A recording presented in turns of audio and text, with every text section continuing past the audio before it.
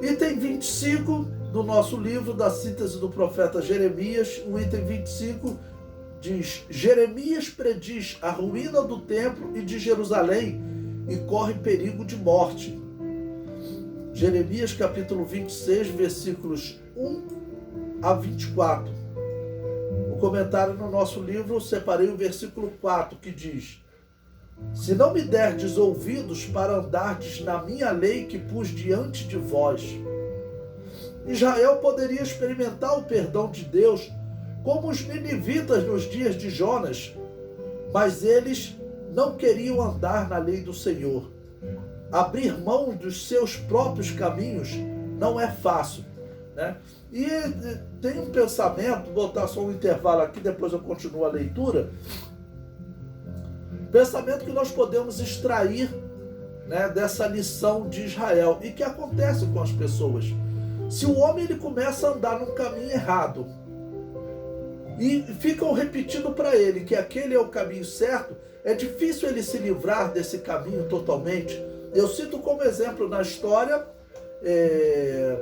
o reformador Lutero. Lutero, em 1517, ele começou a protestar contra a Igreja Católica.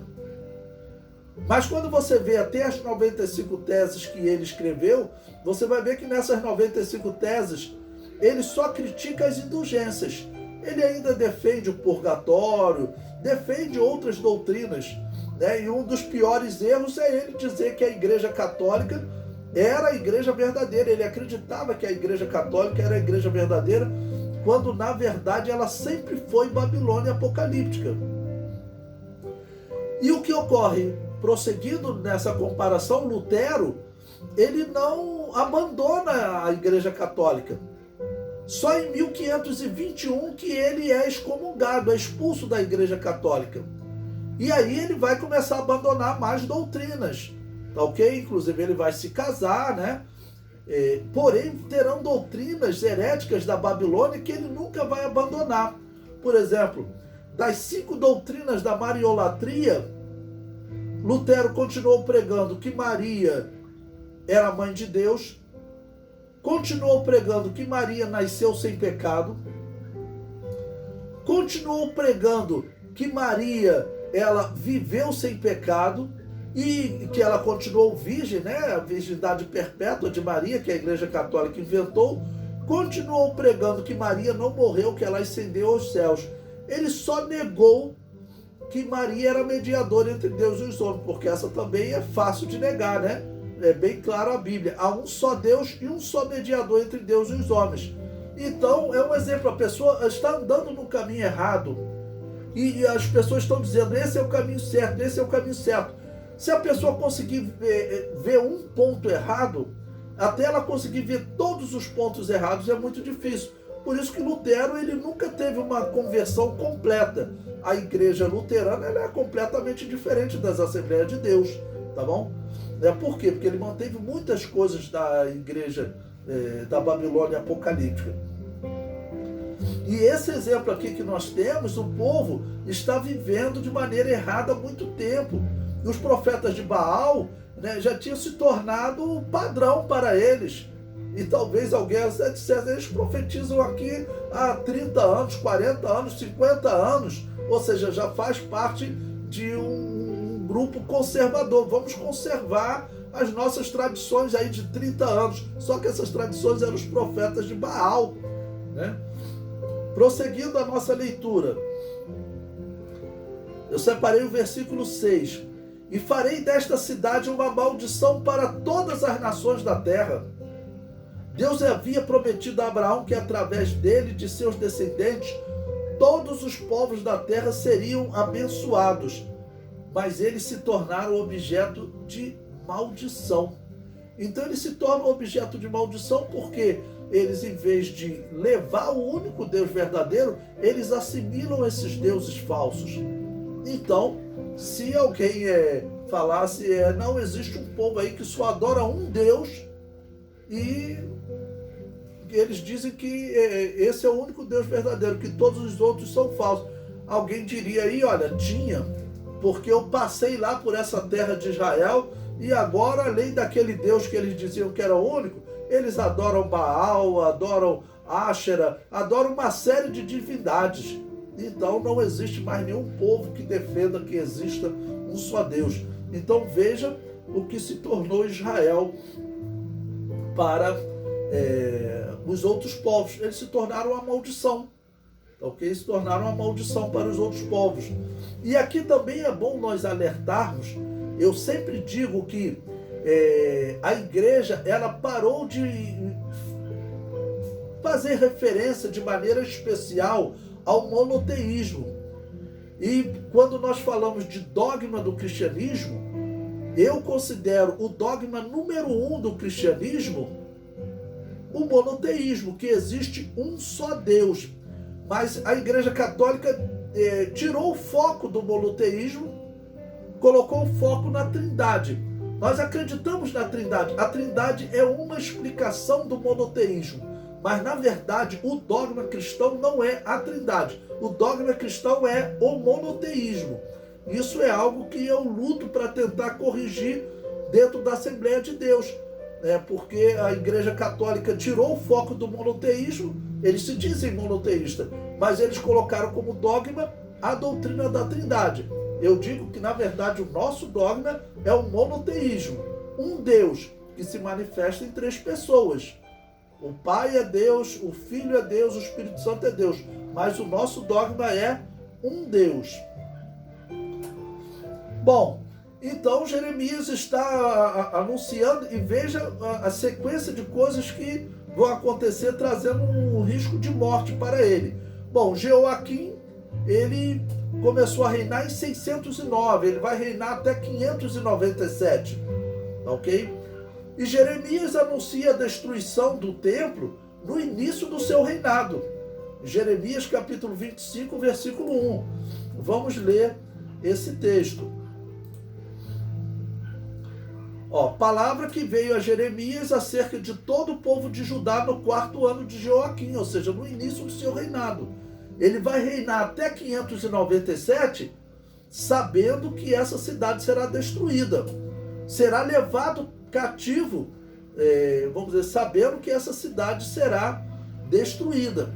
E depois o seu filho, que logo também é vencido e tirado do reino por Nabucodonosor, e o seu, no caso, irmão de Jeoaquim, que é Zedequias, é que vai presenciar essa destruição. E quem eram os principais inimigos de Jeremias, retornando ao capítulo 26 que nós estamos estudando? Veja o versículo 11 desse capítulo.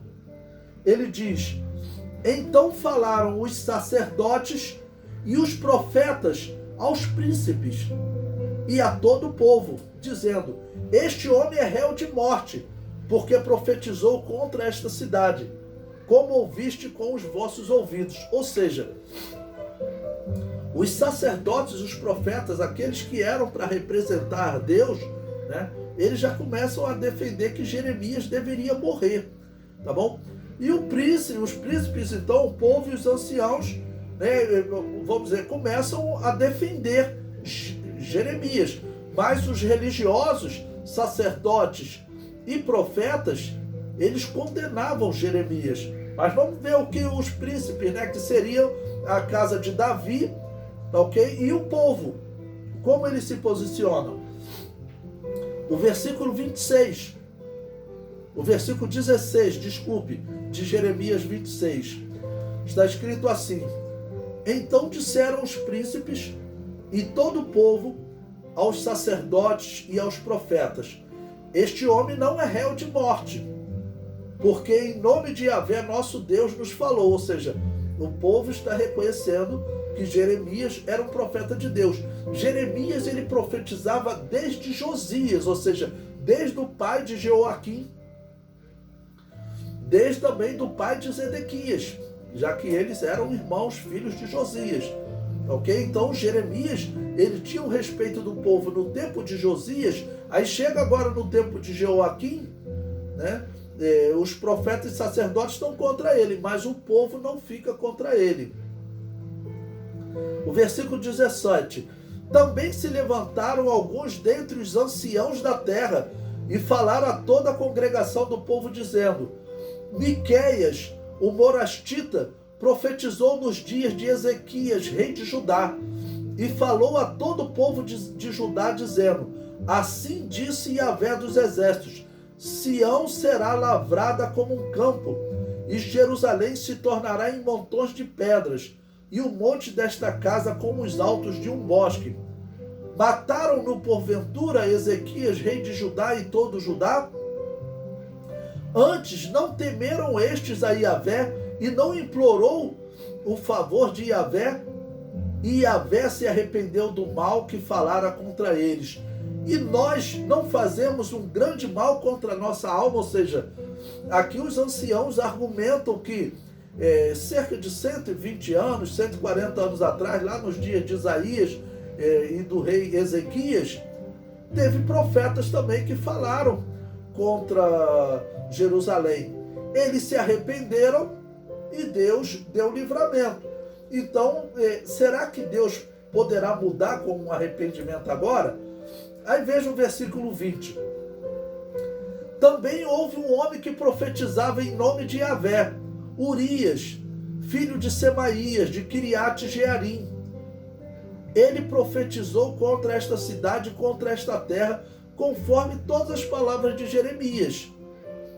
E ouvindo o rei Jeoaquim e todos os seus valentes e todos os príncipes as suas palavras, procurou o rei matá-lo. Mas ouvindo isto, Urias temeu e fugiu e foi para o Egito. Mas o rei Jeoaquim enviou uns homens a Eunatã, filho de Aquibor, ao Egito. Ou seja, homens que profetizavam, né, eles corriam risco, porque Jeoaquim já tinha ordenado morte de alguns, tá ok? O faraó, vamos lembrar que ele era amigo de Jeoaquim. Por quê? Foi ele que tirou Salum, que é Joacás, né, e o prendeu, e colocou Jeoaquim no trono. Quando Nabucodonosor dominou aquela região, ele falou para o Jeoaquim: olha, eu vou deixar você no trono, você só vai ter que me pagar tributo. E Joaquim permaneceu no trono. Mas quem colocou Jeoaquim no trono foi o faraó Neco. Então talvez Jeoaquim ele tenha tido facilidade, né? Olha, mandou documentos, você que me colocou aqui no trono, né? Envia, né? Extradita, como diz, né? Esse homem tal, para eu matá-lo. Vejam o versículo 23. E eles tiraram a Urias do Egito e o trouxeram ao rei Jeoaquim, que o feriu a espada e lançou o seu cadáver nas sepulturas dos filhos do povo. A mão, pois, de Aicão, filho de Safã, foi com Jeremias, para que o não entregasse nas mãos do povo para ser morto. Então, quer dizer, Jeremias corria risco de morte. E havia homens profetizando que eram mortos. E é citado homens em outros tempos que não foram mortos. Então dependia do rei. O rei, quando profetizava contra ele, se ele entendesse, né, que realmente aquela profecia era de Deus, se batia com as coisas que estavam acontecendo, a vida errada que eles tinham de acordo com a lei, o que eles faziam? Eles se arrependiam, né, e Deus mudava. Nessa história aqui, Jeremias já está dizendo que não adiantaria arrependimento.